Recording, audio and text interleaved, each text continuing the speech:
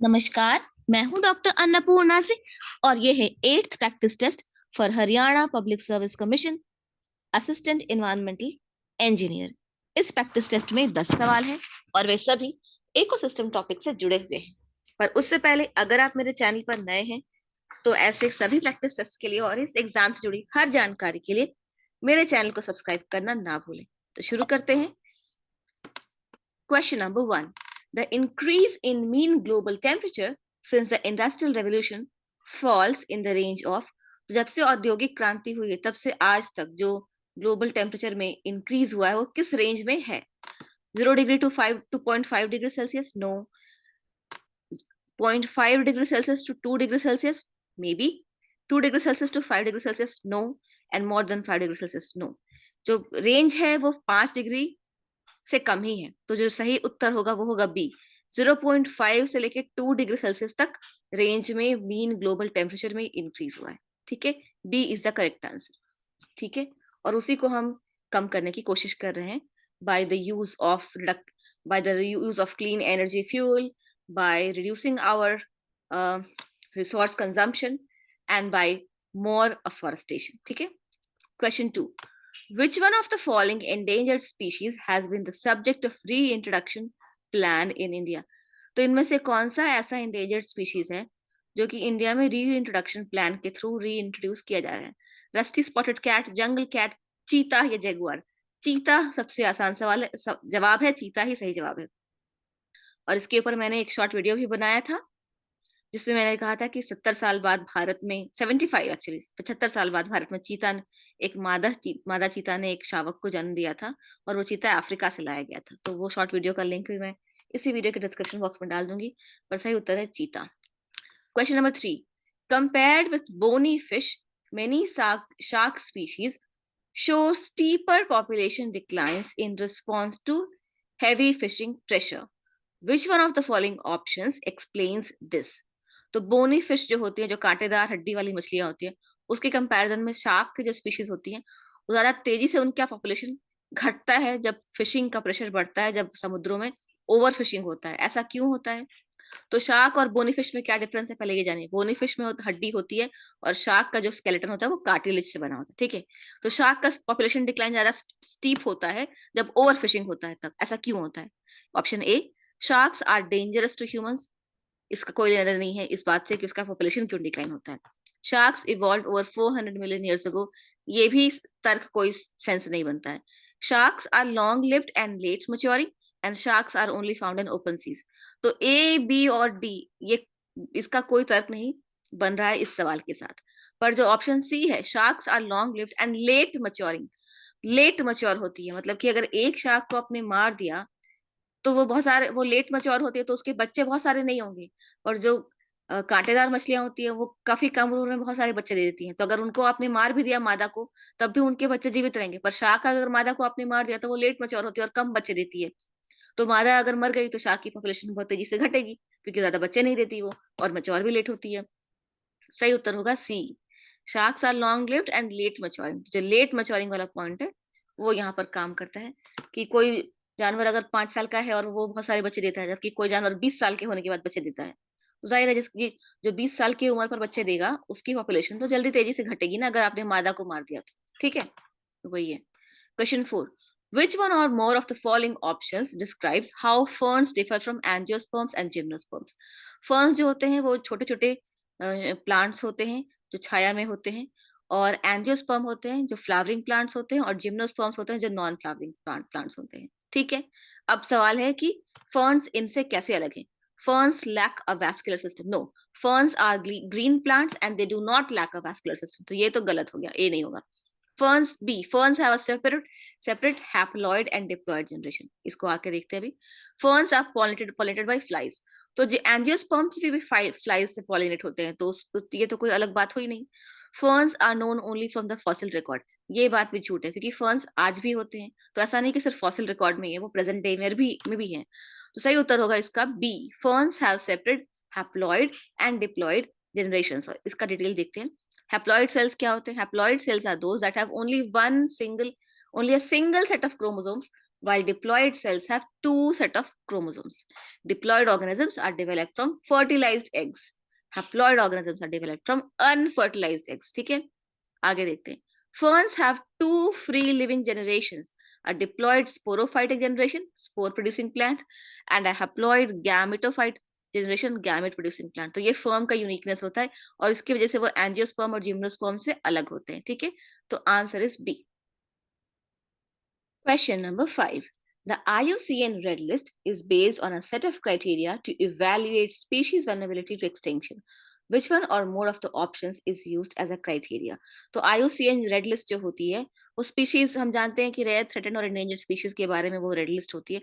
तो वो कौन कौन से criteria का इस्तेमाल करती है? Absolute population size, yes. Geographic range की किस geographic range में वो species पाए जाते हैं, और फिर change in population size over time कि समय के साथ उसका पॉपुलेशन साइज बढ़ रहा है कि घट रहा है कि स्टैटिक है, ये सब कुछ. इकोनॉमिक वैल्यू इंपॉर्टेंट नहीं है कि कोई स्पीशीज की वैल्यू, इकोनॉमिक वैल्यू बहुत ज्यादा हो सकती है, किसी की कम, बट इकोलॉजिकल वैल्यू हर स्पीशीज की इंपॉर्टेंट होती है, इक्वल होती है. ठीक है, तो रेड डेटा के लिस्ट के बारे में थोड़ा जान लेते हैं. The IUCN red list provides information about the geographic range, population size, habitat and ecology, use and trade, threats to and conservation actions for species. तो ये सब कुछ IUCN रेड लिस्ट में होता है. तो आंसर क्या होगा?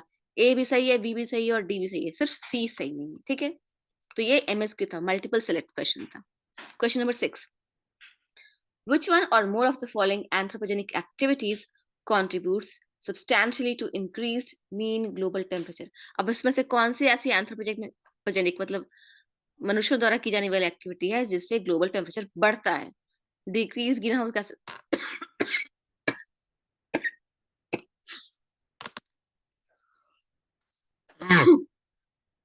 Sorry, decrease green house gases in the atmosphere.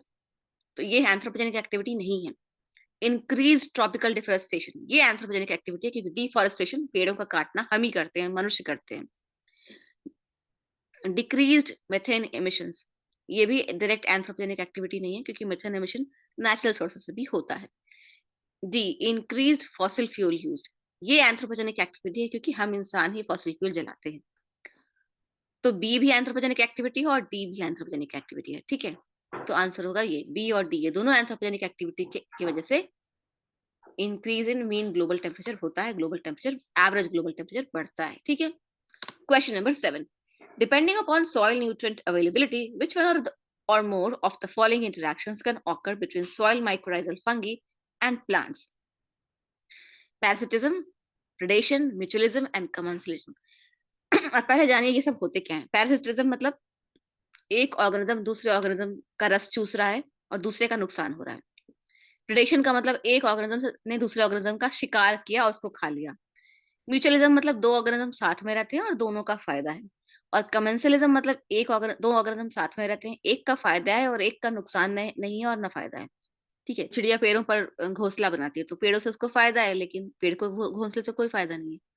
ठीक है, तो इस केस में सॉइल माइक्रोराइजल फंगी और प्लांट्स के बीच में जो रिलेशनशिप होता है वो होता है म्यूचुअलिज्म, मतलब दोनों का फायदा होता है. सॉइल माइक्रोराइजल फंगी का भी फायदा होता है और प्लांट्स का भी फायदा है क्योंकि प्लांट को वो फर्टिलाइजर देता है. ठीक है, और फंगी का भी फायदा है कि वो प्लांट के अंदर रह पाता है.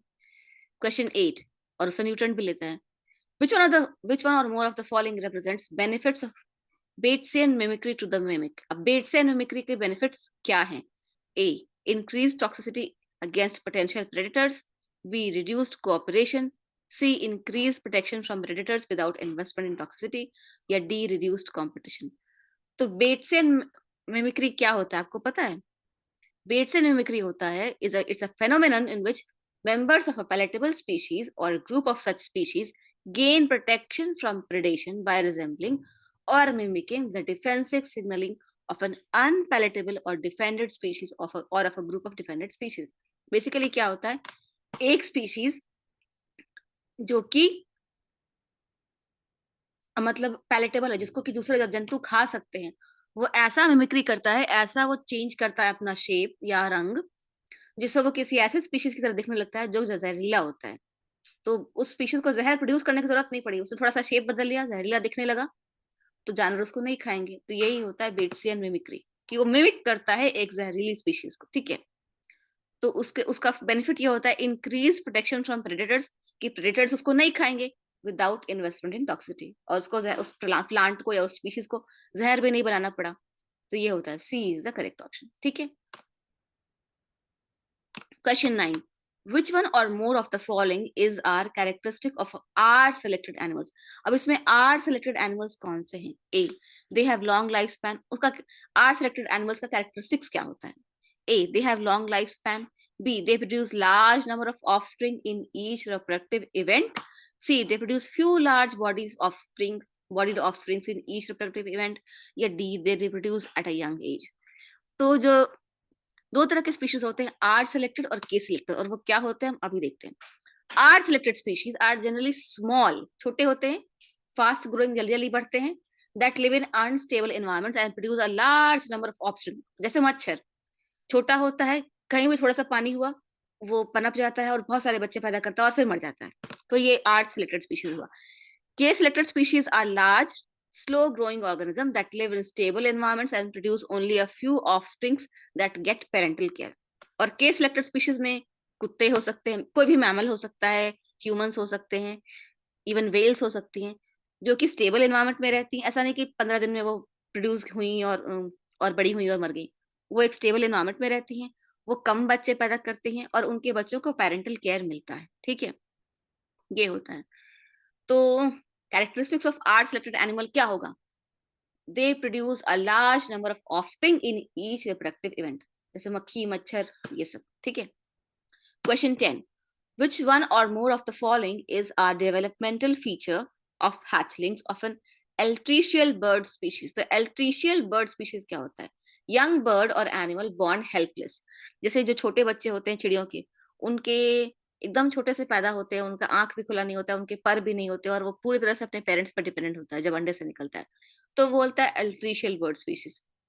तो उनके डेवलपमेंटल फीचर्स क्या होते हैं? आईज ओपन, नो, उनकी तो आंखें बंद रहती हैं, eyes closed. Down feathers present, कि उनमें रोए होते हैं? नहीं, वो भी नहीं होते हैं। Down feathers absent, down feathers absent होते हैं, उनमें कोई फेदर नहीं होता और उनकी आंखें बंद होती हैं। तो बी होगा सही और डी होगा सही। ठीक है, तो answer is B and D. आज के लिए इतना ही, मिलती हूँ आपसे एक नए प्रैक्टिस टेस्ट में। तब तक के लिए जय हिंद। इम्तिहान की तैयारी करते रहिए और इस वीडियो के डिस्क्रिप्शन बॉक्स में जो दूसरे वीडियोस हैं उनको भी देखिएगा, और आपके टॉपिक से रिलेटेड जो दूसरे प्रैक्टिस टेस्ट मैंने और दूसरे एग्जाम्स के लिए बनाए थे उनका लिंक भी इसी वीडियो के डिस्क्रिप्शन बॉक्स में है। तो अपना टॉपिक ढूंढिए और अलग अलग एग्जाम के लिए जो मैंने प्रैक्टिस टेस्ट बनाए हैं उन टॉपिक्स पर उनको जरूर देखिए, क्योंकि उससे उससे आपको फायदा होगा। क्योंकि मैं एक ही टॉपिक पर बार बार प्रैक्टिस टेस्ट बनाऊंगी तो रेपिटेटिव हो जाएगा, क्योंकि वो प्रैक्टिस टेस्ट मैं पहले दूसरे एग्जाम्स के लिए बना चुकी हूँ, इसी तरह के एग्जाम्स के लिए, सीपीसीबी के लिए, या Rajasthan state pollution control board के लिए, या बिहार पब्लिक सर्विस कमीशन के लिए मैं ऐसे प्रैक्टिस टेस्ट और बना चुकी हूँ। तो अपना टॉपिक से जुड़ा हुआ प्रैक्टिस टेस्ट उनमें ढूंढिए और उसको सॉल्व कीजिए। ठीक है, जय हिंद, जय भारत।